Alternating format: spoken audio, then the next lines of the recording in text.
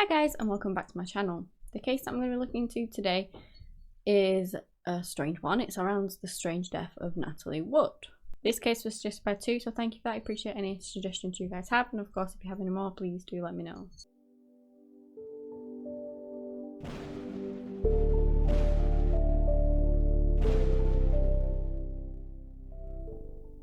So as well, I just want to apologise if I say any of these names wrong, because yeah, this case has some Russian names in, because that is where Natalie's family were from, and she wasn't born Natalie Wood. She was actually born Natalia Nikolaevna Nakarenko on the 20th of July in 1938 to parents Nikolia and Maria. Now, her parents did immigrate over from Russia to America before Natalie was even born, and she was actually born in San Francisco. They actually initially moved to Santa Rosa, and when they got there, they saw a film crew filming down the street, and it inspired her mother to try and get her daughter into that, and so they ended up moving to Los Angeles so that they could potentially have a better chance at getting Natalie into child acting. Natalie's mother was very determined to get her daughter into to be a child actor, and she wanted her to succeed in that industry. Apparently her mother kept her under quite a tight control and was very much, I wouldn't describe her this way, but that's how she's been described by other people, like a taskmaster. She began her career at the age of 4, and she did really well. By the age of 8, she was in a role on The Miracle on 34th Street.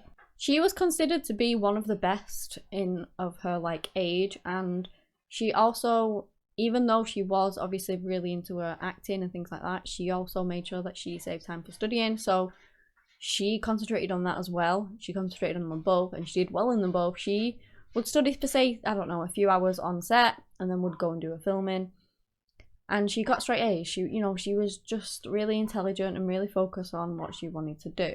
So it wasn't like her acting got in the way of her schoolwork, because it didn't. She just did both. By the time she was 16, she wanted to move on out of kind of more of her mother's control and be more independent, I guess. And with some difficulty, she actually won a role by herself, which was in Rebel Without a Cause. And she actually got nominated for an Academy Award for Best Supporting Actress for that. She also received them for later on in life Splendor in the Grass and Love with the Proper Stranger. In 1956, she got a role in The Searchers. She played a part in many different things.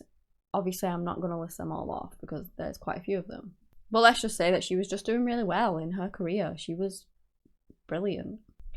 This kind of started her rebellion in a sense. She went on and did numerous different things. She slept with directors.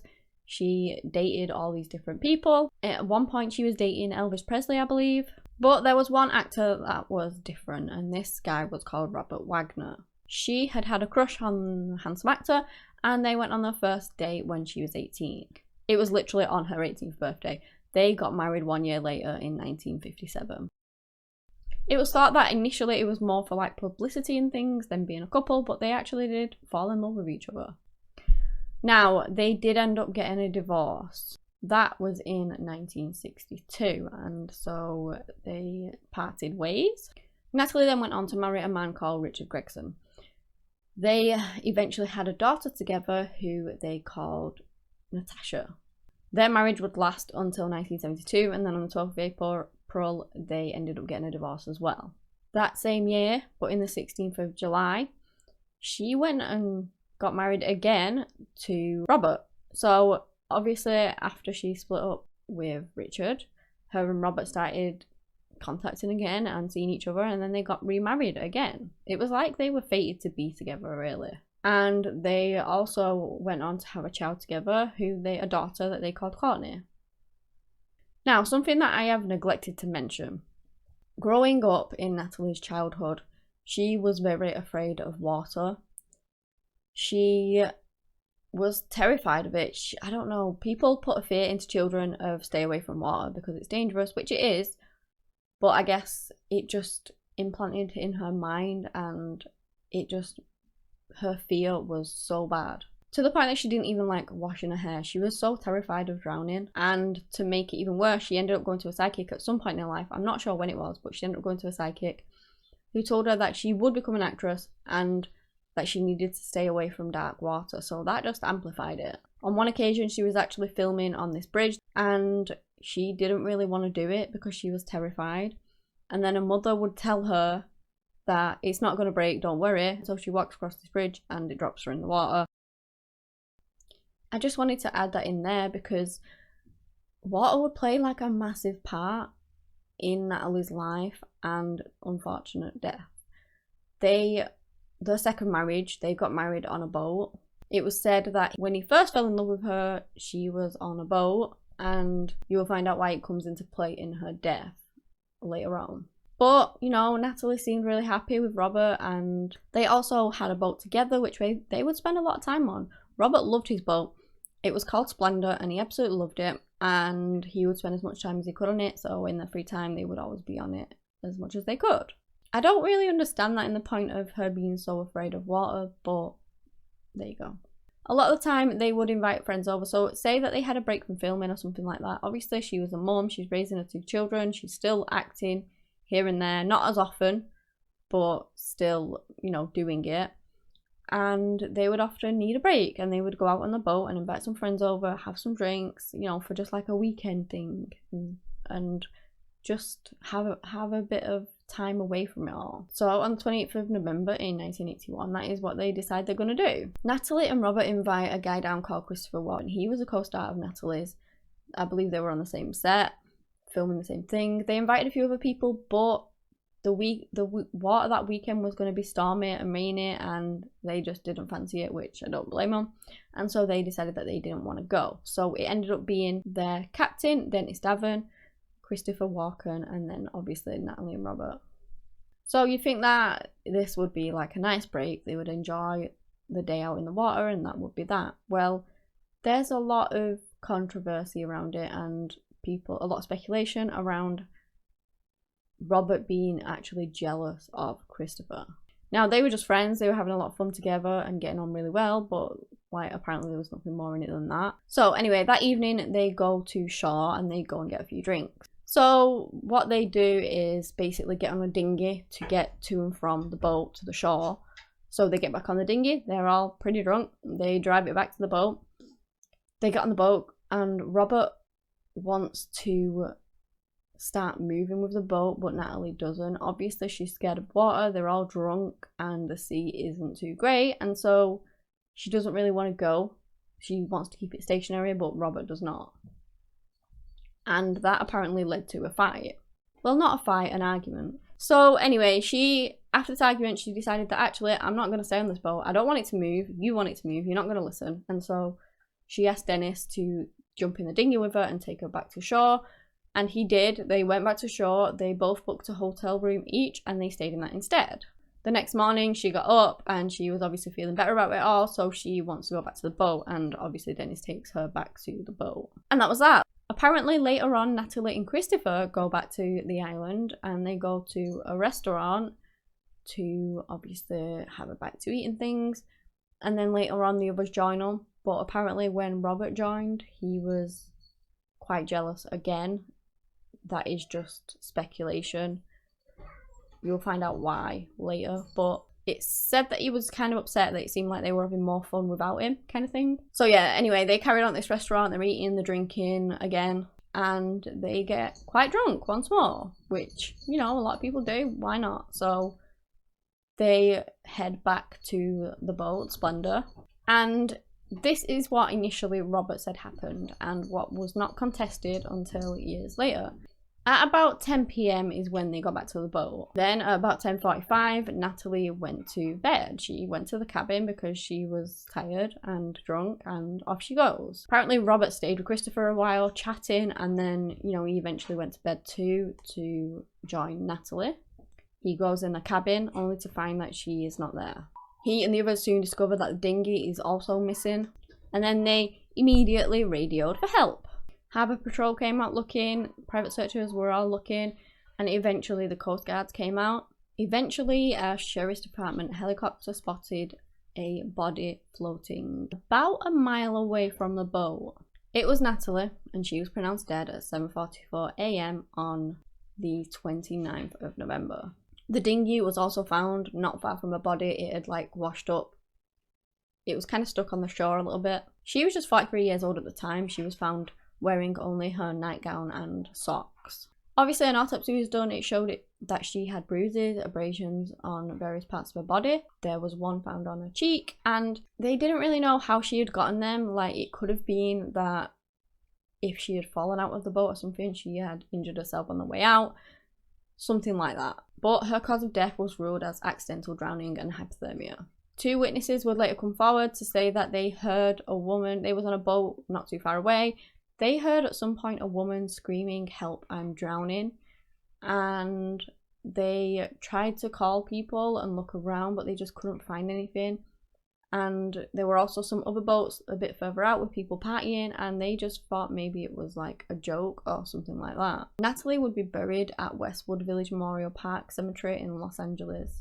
So you're thinking that's that, like, it's been ruled an accident, case closed, right? Well, in 2011, her case was actually reopened when Dennis came forward with information that he hadn't told them before. Apparently, it was said that when they actually got back to the boat, the couple had this massive argument, basically over Natalie and Christopher. Robert was really jealous. Apparently, this is just what the captain of the boat was saying, but you know, he's saying that he's jealous. They were arguing, and he ended up smashing this bottle of wine and actually asked Christopher if he was trying to get with his wife. And obviously that infuriated Natalie. She had this big blow-up argument with him, and that is when Christopher and Dennis went to their room. Obviously they don't want to sit there while everyone's arguing. It's awkward and it's none of their business, essentially, so, you know, they just retired to the rooms. Dennis apparently put his music really loud because he just didn't want to feel like he was listening, just felt awkward, and so it just drowned it out. Apparently their arguments were so loud that other people heard them too, off other boats, and eventually Dennis went down to knock on the door to check on him, and Robert told him to go away. And he did. The fighting continued for a little bit, but then it just suddenly stopped. Dennis obviously thought that maybe they had finally sorted it out or something like that, and eventually he went to go and check, and he finds Robert on the deck. He was facing the opposite way to Dennis. He was like looking out over the sea, and then turns around and says like, "Natalie's missing." And if that chain of events did happen, I don't get at what point she actually went missing, because they were arguing. So whether they were having a massive argument and then they both went their separate ways and stormed off or whatever, I don't know. But it seems like they were having an argument together, and then, you know, she just vanished. So then obviously they found the dinghy, and it was thought that maybe she had gone back to shore or something like that. But the thing with that is that the previous night that she wanted to go back to shore, she asked Dennis to take her. And why would she go alone on this little dinghy when it was pitch black, when she was tipsy in the middle of the night? She just probably, it's not thought it was something that she would have done.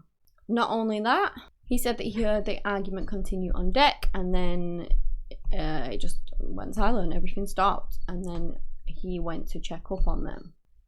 Another thing that came out was that apparently he didn't actually ring the Coast Guard immediately. Dennis said that he wanted to turn the searchlights on to look for Natalie, and he apparently said no, and he said let's have a drink instead. So they sat there for about an hour having a drink, and then at about 1:30 is when they rung the Coast Guard, and it took them till about 3:30 to eventually get there. So there was a time where, you know, they just sat down and had a drink and didn't actually ring immediately like it was initially thought they did. So basically, as a result of all of that, the death certificate ended up getting changed from just accidental drowning and hypothermia to accidental drowning and other undetermined factors. Apparently more witnesses came forward after that. The police continue to look into Natalie's case to this day because they just want to find out what happened. And of course there are theories in Natalie's case. Those are like the facts surrounding what everyone has said. And as far as I'm aware, they have like no suspects. I believe in 2018 they wanted to re-question Robert, but I don't believe he has like spoke to the police about it, and it is his right not to do so. You know, he doesn't have to because he's not an actual suspect. and you know, he just probably wants to put it all to bed now. It's been so long that he doesn't want to speak to them anymore. So anyway, let's get on to the theories. One theory was that she decided to take the dinghy and go back to shore. She had had enough. She wanted to, you know, leave, have a few drinks, or get a hotel like she had the night before, or something like that. And that she just unfortunately fell off the dinghy and drowned. But then you've got the other people who believe that she wouldn't have done this because, again, she was terrified of water. So obviously it's a theory. Whether you guys want to believe that one is up to you. Another theory is that Natalie's room was very close to where the dinghy was tied up, and that with the water being a bit choppy, it was smashing into the side of the boat, causing a very irritating noise. And so she may have gone outside to the deck of the boat to try and tie this dinghy up better. And in doing so, she's untied the dinghy and then unfortunately fell in and then drowned as a result of that. Which would obviously make sense as to why the dinghy was loose as well. If she'd just tried tying it tighter and gone overboard, the dinghy would have still been there. But if she'd actually untied it, it would have floated off as well. Some people obviously just believe that this was a freak accident, and other people do believe that foul play was involved and that the whole truth hasn't come out yet. It did come out later on that maybe the bruising and things that she obtained could have been as a result of being thrown off a boat. But we just don't know. I'm not putting the blame on anyone here because we have no clue what happened to Natalie. It could have just been a tragic accident. She fell in the water and she drowned. You know, things do happen. Freak accidents do happen. People fall out of bed and break their backs. You know, it's just insane, and you don't think that it's possible, but these things are possible and they do happen. So yeah, I just found this case really, really strange. Everything surrounding it is just weird. Like, she was so scared of water, and yet she spent a lot of time on the water, and then she ended up drowning, and it's just so sad. She obviously was a mother of two. She had a loving husband, and her children she didn't get to see her children grow up. You know, she didn't get to enjoy the rest of her life. She was young. She was 43, and it's just so tragic. There's a lot of unanswered questions in this case, and I truly hope that maybe something will come to light eventually, and maybe it can be, you know, fully determined as to what happened to her. Obviously, it's still an open case. If any information comes forward, or you know, anybody knows anything, then you can still go and tell the police, and they are still looking into it, kind of thing. But yeah, we just need some more information on it, because at the moment the case is essentially unsolved, or at least remains a mystery. So yeah, that is the end of this case. If you have enjoyed my video, give me a thumbs up and subscribe to the channel for similar content. Anyway guys, that's all I have today on the case of Natalie Wood. Thank you so much for watching, and until next time, bye.